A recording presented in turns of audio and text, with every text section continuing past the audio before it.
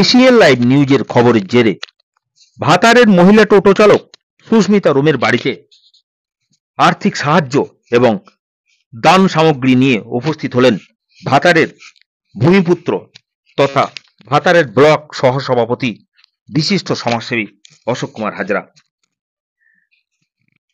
আজ পূর্ব বর্ধমানের ভাতার ব্লক তৃণমূল কংগ্রেস সহসভাপতি তথা বিশিষ্ট সমাজসেবী অশোক কুমার হাজরা তার অনুগামীদের নিয়ে পূর্ব বর্ধমানের ভাতারের টোটো চালক সুস্মিতা রোমের বাড়িতে উপস্থিত হন এবং সেখানে কিছু নগদ অর্থ, কম্বল এবং এক বস্তা চাল সুস্মিতা রোমের হাতে তুলে দেয়।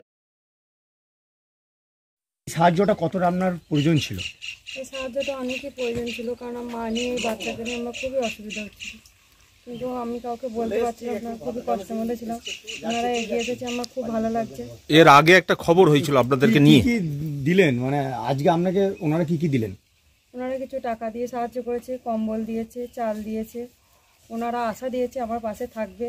আপনার তো ঘর নেই, আপনি নাম অ্যাপ্লাই করেছেন? আপনি? হ্যাঁ, করেছি। ঘর পাওয়ার জন্য কি বললেন ওনারা? ওনারা আশা দিয়েছে। সংসারে হালকা আপনি ধরেছেন? হ্যাঁ। আপনি কি করেন এখন? আমি এখন টোটো চালাই ভাতার বাজারে। হ্যাঁ। এই যে আমার নাম সুস্মিতা রোম। এই যে সমাজসেবী অশোক হাজরা মহাশয়, তিনি এই যে অর্থ সাহায্য করলেন, এতে আপনার কতটা আপনি উপকৃত হবেন? অনেকটাই উপকৃত হয়েছে। প্রচুর খুশি আমরা, আমাদের পাশে এসে দাঁড়িয়েছে, আমাদের খুব খুশি, খুব আনন্দ। আমি খুবই কষ্ট আছি। কালকে দীপক এসেছিল, দীপককে খবর বললাম চাল নেই। দীপক আজকে চাল, তাল, তেল, ডাল, ছেলের বিস্কুট দিয়ে পাঠিয়ে দিয়েছে। আজকে এই যে অশোকবাবু এলেন এবং আপনারা সাহায্য করলেন, কি বলবেন? খুবই ভালো লাগলো, যেন আমার পাশে থাকে। আমার খুবই কষ্ট, আমি চোখে দেখতে পাই না। আমি ইনসুলিন নিয়ে আমার গোটা পেট ঘা হয়ে গেছে। এই মেয়েই আমার সব কিছু, ডাক্তার কভারেজ খাওয়ানো সবই মেয়ে।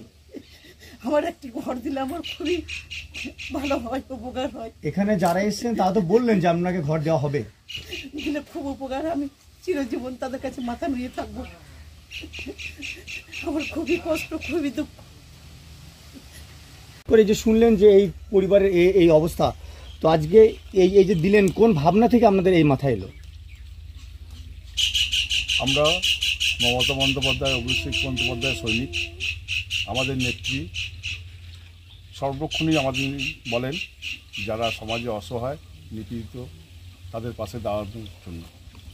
আমরা সেই নেত্রীর আদেশ মান্যতা দিয়ে আমরা খবর পেয়েছিলাম যে আমাদের এখানে ভাতারে একজন মহিলা টোটো চালক, সেই টোটো চালক, তার একটি প্রতিবন্ধী শিশু আছে। তার বাবা কিছুদিন আগে পরলোক গমন করেছে, উনি সংসারে একমাত্র হাল ধরে আছেন। সেই চিন্তা ভাবনা করে আমরা ওনার পাশে এসে দাঁড়িয়েছি, ওনাকে কিছু সাহায্য আমরা করেছি এবং আগামী দিনে ওনার যে কোনো অসুবিধায় আমরা পাশে থাকবো এবং সাহায্য সহযোগিতা করব। আমরা শুনলাম যে এনার আবাস, যে এখন যে সরকারি যে ঘর দেওয়া হচ্ছে সেই লিস্টে নাকি উনাকে অ্যাপ্লাই করেছেন, তো এই নিয়ে কী ভাববেন? এনার কোনো বাড়ি নেই তখন? হ্যাঁ, আমরা প্রধান সাহেব ম্যাডামও রয়েছেন, আমার কাছে রয়েছেন। উনি আশ্বাস দিয়েছেন, উনি চেষ্টা করবেন যাতে উনি আবাস যোজনা ঘর পান, সেইভাবে সর্বতোভাবে সহযোগিতা করবেন। এই আর্থিক অবস্থা খুবই খারাপ, আর একটা প্রতিবন্ধী বাচ্চা আছে। ওনাদের বাড়িতে কোনো পুরুষ অভিভাবক নেই, ওকে নিজেকে সব সংসারের সব কিছু দায়িত্ব নিতে হয়েছে। সেই খবর আমি পেলাম এবং ও আমার কাছে গেছে। ওকে ওই প্রতিবন্ধী ছেলের একটা হুইল চেয়ার দেওয়ার ব্যবস্থা আমি করে দেবো। কিছু আর্থিক সহায়তা, শীতের কম্বল এসব দিয়ে আজকে আমরা ওনার পাশে দাঁড়িয়েছি।